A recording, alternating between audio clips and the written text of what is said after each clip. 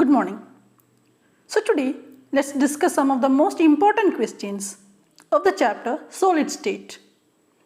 In every NEET examination, you can expect 1 to 2 questions from this chapter. And the questions will be usually in a repeated pattern. So let's move to the first question. A compound is formed by a cation C and anion A. The anion forms HCP lattice and the cation occupies 75% of octahedral voids. Now you have to find the molecular formula of the compound. So it is given that there is a cation and an anion, it forms a molecule and the anion is forming the HCP lattice. Anion is forming the HCP lattice, whereas the cation occupies 75% of octahedral voids. So two data is given. One is the anion occupying the HCP lattice and the cation occupying the octahedral voids. From this data, we have to derive the molecular formula of the compound. Okay. Now let's look how to do it. From the question, initially we can write anion forming HCP, so the net number of anion atoms be X. So the net number of anion atoms be X. Okay, X number of atoms. Cation is forming 75% of octahedral voids. Now how can we connect the number of anions and cation, that is the number of atoms in the lattice and the voids? There is a relation. The number of atoms in the lattice is equal to number of octahedral voids, that is the number of octahedral voids is equal to number of atoms. Whereas the number of tetrahedral voids is double the number of atoms. Number of tetrahedral voids is equal to double the number of atoms. Okay. So the number of tetrahedral voids is 2x. Number of octahedral voids is x. So number of tetrahedral voids is double the number of atoms and the number of octahedral voids is equal to number of atoms. Once that is done, you can use the equation cation. Now it is given 75% of octahedral void is cation. So 75 by 100 into x is equal to 3 by 4x. Now you can write C3 by 4x. Ax gives you C3F4. This is the final answer. So second option, right? So what you have to remember is that the number of octahedral voids is equal to number of atoms and the number of tetrahedral voids is double the number of atoms.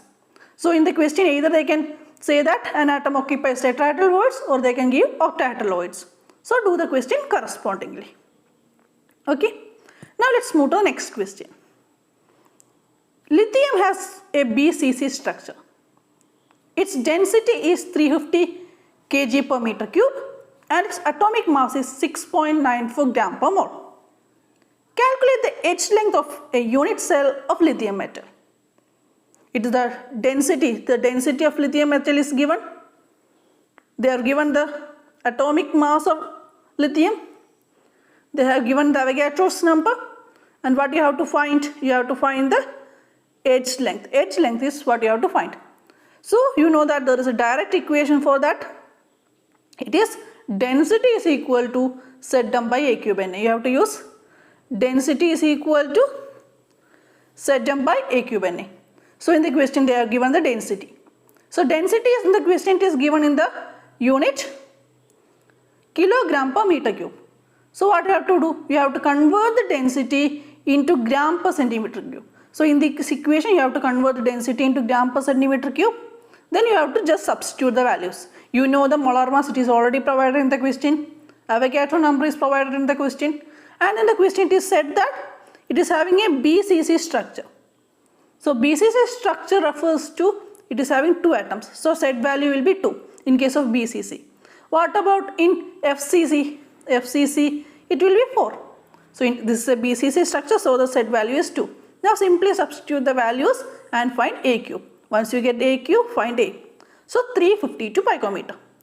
The answers will be used in picometer or in Armstrong. So use the conversion factor accordingly. Okay, clear? So in this question, the important equation is density is equal to Zm by A cube Na. Any of the either they can ask you find the density or they can ask you to find the edge length or molar mass or the set values. So do correspondingly. Appearance of color in solid alkali metal halides is generally due to. So the solid alkali metal halides, when heated with the corresponding cations, usually give some color. So what is the reason?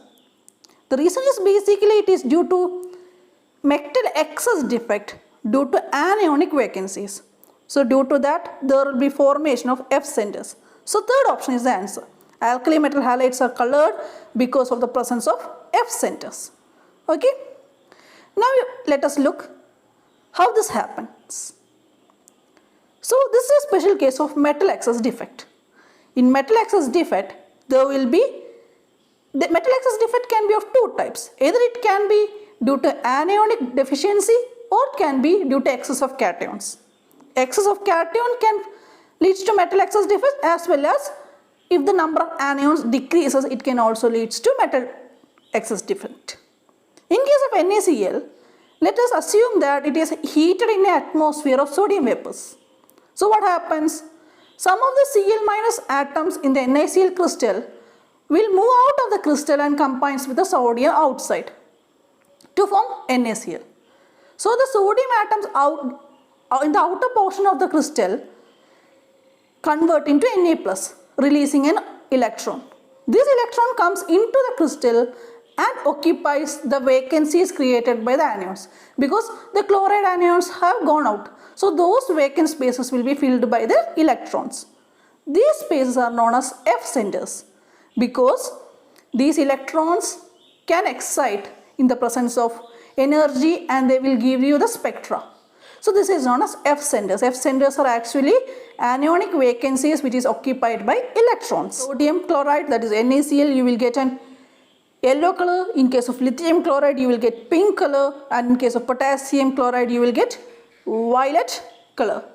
So I just repeat the colors. In case of sodium chloride, you are getting yellow color.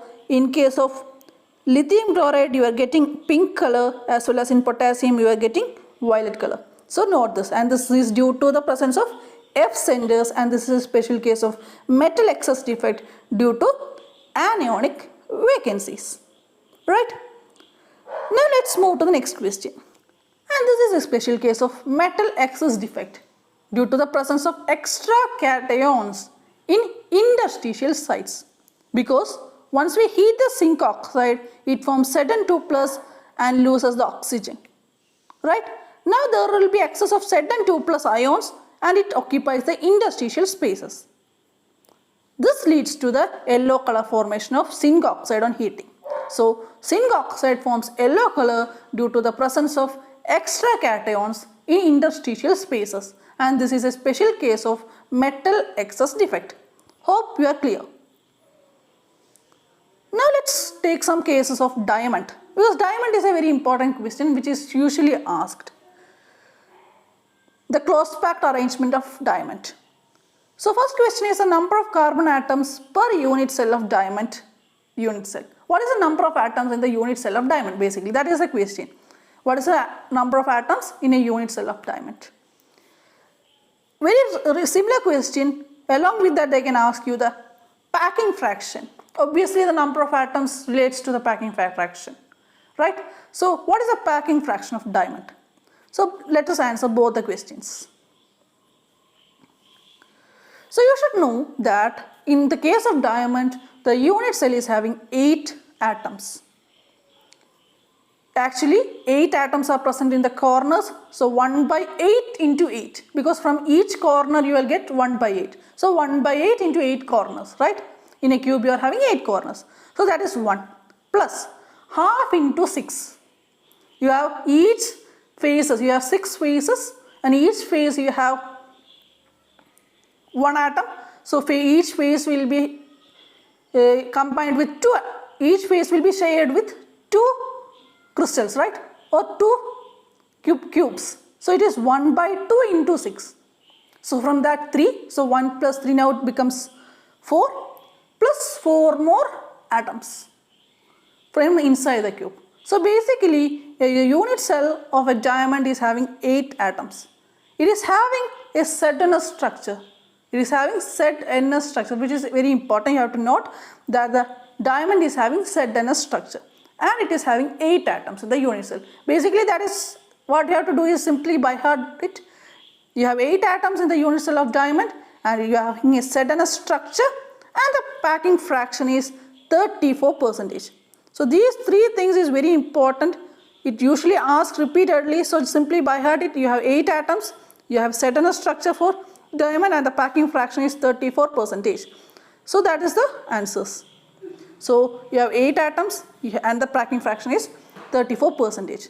So what will be the vacant space? Packing fraction is the area occupied by the atoms. So the vacant space will be 100 minus 34, that is 66% is vacant in case of diamond. Hope that is clear.